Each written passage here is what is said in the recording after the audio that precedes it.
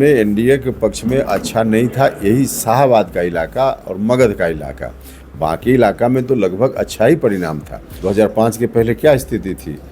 तमाम लोग, खासकर व्यापारी वर्ग के लोग, धंधा करने वाले लोग बिहार छोड़कर बाहर भाग रहे थे। किस तरह से बिहार चल रहा था?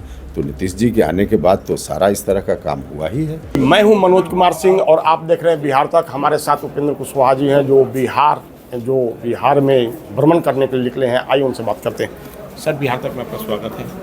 बहुत धन्यवाद आपको। सर, ये बिहार का जो यात्रा कर रहे हैं, इसका क्या मकसद है सर? देखिए, मकसद तो सीधा है।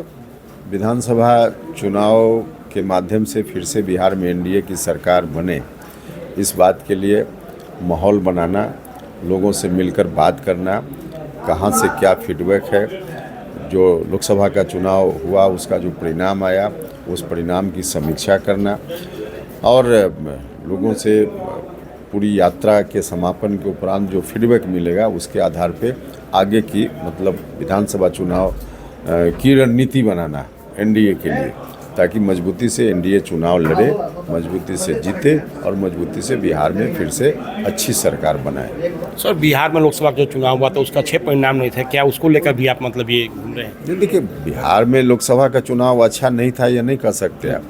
हाँ, बिहार में एनडीए के पक्ष में अच्छा नहीं था, यही शाहबाद का इलाका और मगध का इलाका।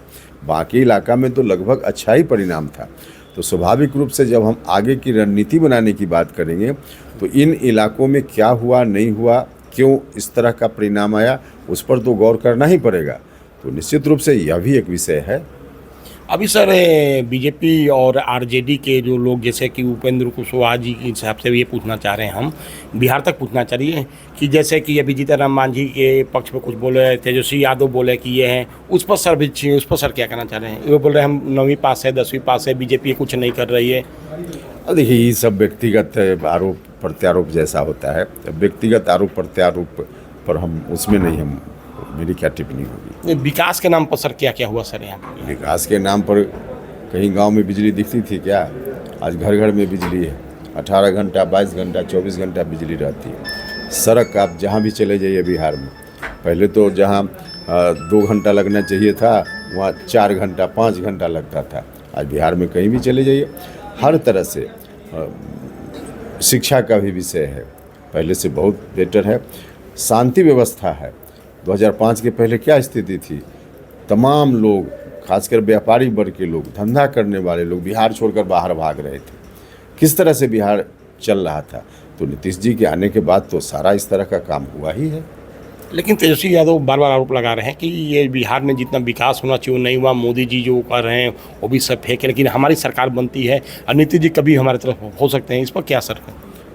अभी तो फालतू की बातें हैं कि उनके तरफ हो सकते हैं और उनकी सरकार बनेगी तो बहुत कर लेंगे। भाई, उनकी सरकार तो थी ना बिहार में, आरजेडी की सरकार तो थी, तो बिहार तो दुर्दशा का शिकार होता रहा। अब चाहते हैं कि फिर से कुछ इस तरह की बात करके लोगों को आकर्षित कर लें।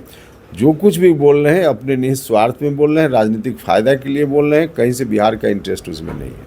अच्छा सर, रोहतास में जैसे तुतला भवानी डैम है और वगैरह, इस पर क्या विकास करेंगे सर जिले में? अब ये स्पेसिफिक कोई मामला है उस पर, अब एक साथ आप 4 समस्या बोल दे रहे हैं तो आप लोगों की मांग थी सर, जो लोगों की मांग जो भी है इस इलाके में, हम तमाम मांगों से अवगत हैं और समय के हिसाब से हर मांग पर जो कुछ भी संभव होगा उसको पूरा करने की दिशा में सब स्टेप उठाया जाएगा। सर, मेरा लास्ट सवाल है, मोदी जी ने इतना विकास किया, चतुर्थी विकास किया है, और आपको विकास के नाम पर जो आपने बताया कि फला विकास हुआ, और क्या क्या विकास संभव हो सकता है सर इस पे सर? देखिए, हुआ बहुत है लेकिन आगे और बहुत सारा करने की ज़रूरत है। तो जो कुछ भी करने की ज़रूरत है सब स्टेप होगा, देखते जाइए ना। तो आपने सुना उपेंद्र कुशवाहा जी से। उपेंद्र कुशवाहा जी बोले कि बिहार में विकास हुआ और विकास होता रहेगा। मनोज कुमार सिंह, बिहार तक, सासाराम।